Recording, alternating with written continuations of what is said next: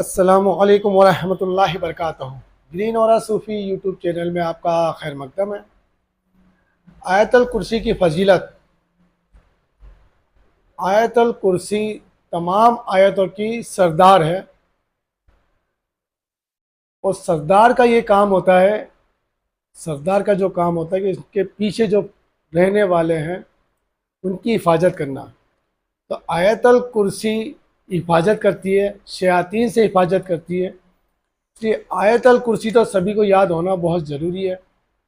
तो आयतल कुर्सी के फ़ायदे कि हर नमाज के बाद जो बंदा आयतल कुर्सी पढ़ता है तो अल्लाह और बंदे के जो दरमियान का जो वक्त होता है ना, उसमें एक पर्दा होता है जो हिजाब है, जो एक पर्दा वो सिर्फ मौत है। अगर वो पर्दा हट जाए तो बंदा अल्लाह का दीदार कर ले। अब इतना ज़बरदस्त आयतल कुर्सी की फजीलत है।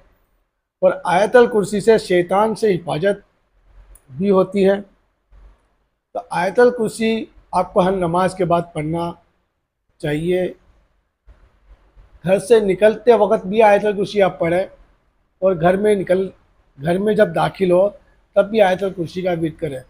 तो कोई भी आमिल हो बग़ैर आयतल कुर्सी के उसका अमल मुकम्मल होता ही नहीं है। तो आयतल कुर्सी का अमल बहुत ज़रूरी है, बहुत फ़ायदे कारक है। शयातीन से भी, वसवसे से भी आयतल कुर्सी आपको बचाती है।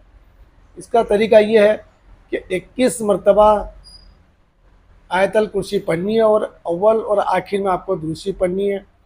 जब आप पढ़कर दम करेंगे पानी पर या अपने दम कर लेंगे इस तरह से, तो भी आपको बहुत फ़ायदा होगा।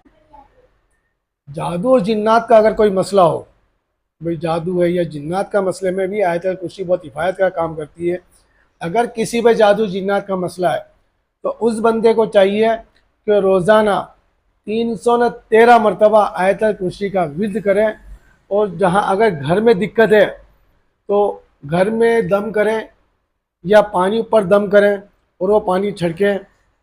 तो आयतल कुर्सी पढ़कर जो दम करने से हैं, तो तमाम दीवारों पर जब आप दम करेंगे या पानी छिड़केंगे तो इंशाअल्लाह ताला आपका जादू और जिन्नात से भी आपके घर की हिफाजत होगी।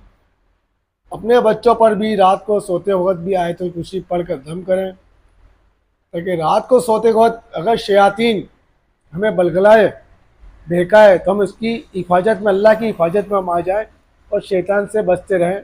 तो रात को भी आयतल कुर्सी पढ़ने की बहुत बड़ी फजीलत है। अगर आप कोई अमल कर रहे हो, किसी भी तरह का अमल हो, तरक्की का, रिस्क का, मोहब्बत में, या कोई हमजात का भी अमल कर रहे हो, तो अमल के दौरान आयतल कुर्सी का जो आमिल होगा तो आयतल कुर्सी का ही दायरा बनाकर आप उसकी हिफाजत में बैठ कर ही आपका अमल मुकम्मल होगा। तो आयतल कुर्सी की जितनी तारीफ की जाए उतनी कम है। आयतल कुर्सी की जो 10 मंजिलें पढ़ ले, समझ ले, तो उसको मारिफत से इतना लेवरेज होगा कि वो नूर में कन्वर्ट होने लगेगा। और रूह की ग़िज़ा जो है, जिक्र है, तो आयतल कुर्सी पढ़ने वाला जो बंदा होता है वो, उसकी जो रूहानियत होती है ना, वो बड़ी पावरफुल हो जाती है। वो बंदा अगर किसी का इलाज भी करना चाहे, रूहानी इलाज भी करना चाहे, तो वो इलाज भी कर सकता है। तो आयतल कुर्सी से रूहानी इलाज भी बहुत अच्छा होता है, बेहतरीन तरीके से होता है। और जो बंदा आमिल बंदा है, जिसने इसकी ज़कात अदा कर दी हो, 40 दिन में 1.25 लाख मरतबा पढ़ कर इसकी ज़कात अदा की हो, अगर वो किसी को एक मरतबा दम करके पानी पर भी दम कर दें तो उसकी जो भी जिस्मानी या रूहानी तकलीफ़ है वो दूर हो जाएगी। तो आयतल कुर्सी बहुत ज़रूरी है और तर्जुमे के साथ याद करें, इसमें बहुत फ़ायदा है आपके लिए। आयतल कुर्सी अपने बच्चों को भी पढ़ाएं। आयतल कुर्सी की सबसे बड़ी फजीलत तो ये है, जैसे आप वज़ू कर कर जब आप बैठेंगे और किसी बंदे का भी तसव्वुर कर लें कि ये बंदे के क्या हालात है, क्या कंडीशन है, तो आप उस तसव्वुर में आयतल कुर्सी पढ़ने के बाद उसका जो तसव्वुर करेंगे तो आपको वो दिखाई देगा।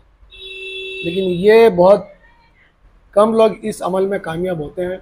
लेकिन बहरहाल बहुत फ़ायदा है, बहुत फ़ायदा है। अगर बच्चों को आपका नज़र लग गई तो भी आयतल कुर्सी पढ़ के दम कर सकते।